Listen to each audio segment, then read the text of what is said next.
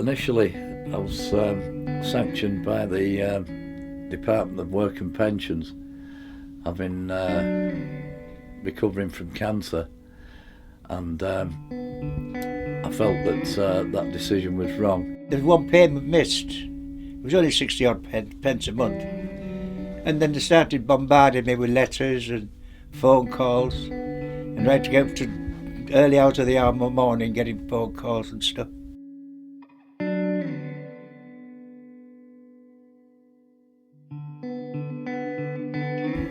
OK is an advocacy service. An advocate is there to help an individual with an issue.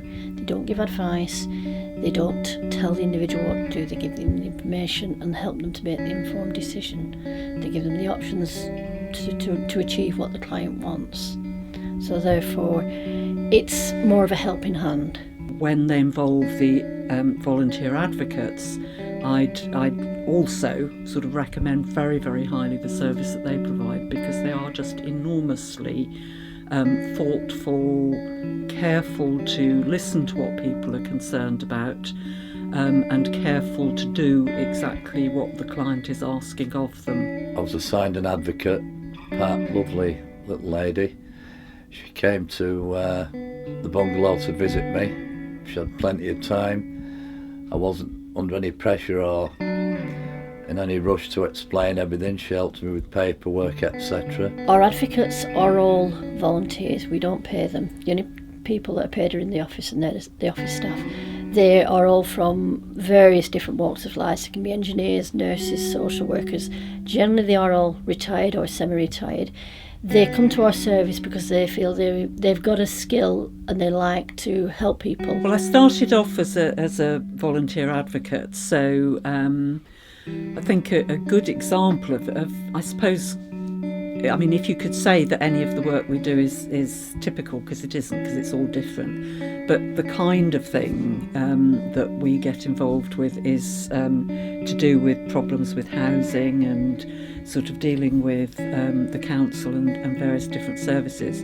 And one client that I worked with for quite a long time was having difficulty getting some damp in her council house sorted out. So I spent quite a lot of time working with her to try and get that issue resolved. And it was the experience of being a volunteer advocate that then led me to think, actually, I'd be quite interested to be a trustee. So I've also been involved as a trustee now for a number of years. Well, what the trustees do is, I suppose we're like the sort of the group that steers the work of OK. So we work with the staff and through them with the volunteers.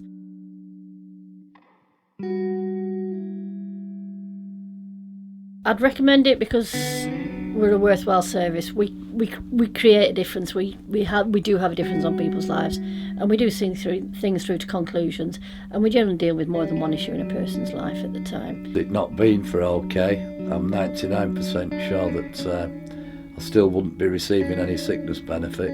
I'd recommend it anytime. Anytime you can recommend it. And it doesn't cost you anything. It's all free.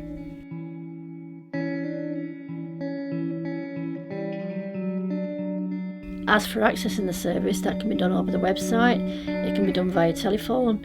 We have coffee mornings on, small events that you can come and talk to people on. So it's how you are comfortable accessing the service.